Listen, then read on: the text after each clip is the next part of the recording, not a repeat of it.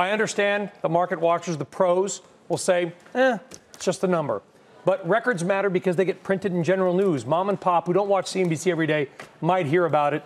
Does it matter to you at all? Absolutely. But U.S. economic conditions favor continued expansion, rising stock prices, and that's going to continue for another 2 to 4 quarters at least, unless one of 3 things happens. Number one, we get rising inflation, and the Fed has to change its posture from one of being normalizing rates to addressing inflation. Number 2 would be the massive debt that's been built up around the world. That has to come to terms. That built up after the ZIRP environment, zero interest rate environment.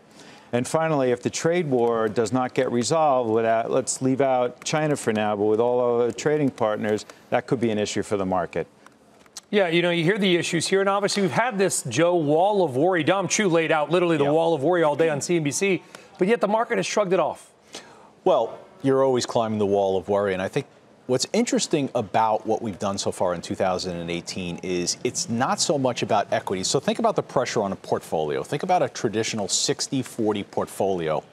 And that's where the real contagion and concern would come if the market was going to roll over. So year to date, 60-40 portfolio is up 7.4%. 30-year average is 7.8%.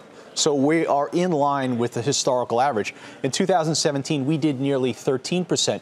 So when you look Are you arguing against a diversified portfolio? No, I'm arguing exactly for a diversified portfolio. And what I'm arguing for is if the market was going to recognize something that was going to be problematic, where the end of the equity run was coming, I think you'd see it in the other asset classes. And in the last week or so, we're actually seeing emerging markets come back once again. So I think you could have an equity conversation, yes, breaking out to a new high, but I think you could also have a portfolio conversation, and diversified portfolios will look good in 2018, just as they did in 2017.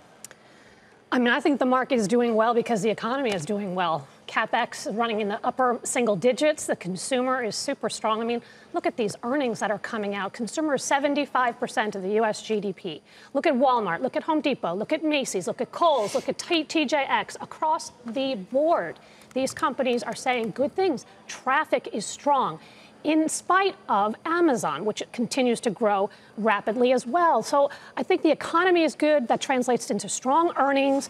Strong earnings are going to continue this year. Even next year, they'll be double digits, and you have a decent valuation. And by the way, the market gives you looks at stocks because the reactions to earnings, sometimes they overreact, sometimes they underreact. And those are the times when you take advantage as you buy. Today, I was buying Chevron. I was buying Goldman Sachs. Kohl's, across the board, there are names that I find. So that's why I think the market continues to go higher, because there's value there. Steph, would you, I'm not trying to put words in your mouth, but I mean, you named Macy's as one of the stocks, and obviously it had a great start and then stuttered just last, 10 days ago, a week ago, and fell from 41 to 35. Is that one of the ones you'd look at again now after that adjustment? Both of those stocks, Kohl's and Macy's, are up 40-some-odd% for the year. So the expectations are really, really high.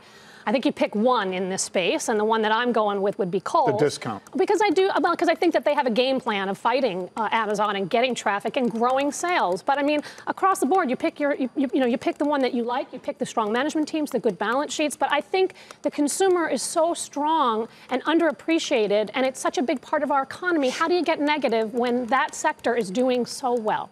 Josh, what do you think? Well, I like that we've replaced the interest rate fear with trade war fear. I guess that's kind of cool. It's something new to talk about, and there'll be something else next year. I just think it's worth pointing out that the narrative of the bears continues to shift from week to week. So you heard them talking a lot about large cap tech stocks pulling away from the rest of the market. And then all of a sudden, the Russell caught up and started acting really well across all industry groups. And then you heard them shift, and they went to a new argument about, you don't have confirmation from the transports. Well, look at the transports today. Look at the transports over the last 2 weeks. So every time they seize on some gray lining in the silver cloud, it's really embarrassing, and it's something that we could just get used to, and it'll continue. At a certain point, this market will reverse and go into a downtrend. but it just hasn't happened yet. So this idea that you're going to predict it in advance based on 1, 2, 3 data points that you pull out of your ear, it's just not the way investing works, and it really is not something that should be practiced in the year of our Lord 2018. Nobody should be playing that game.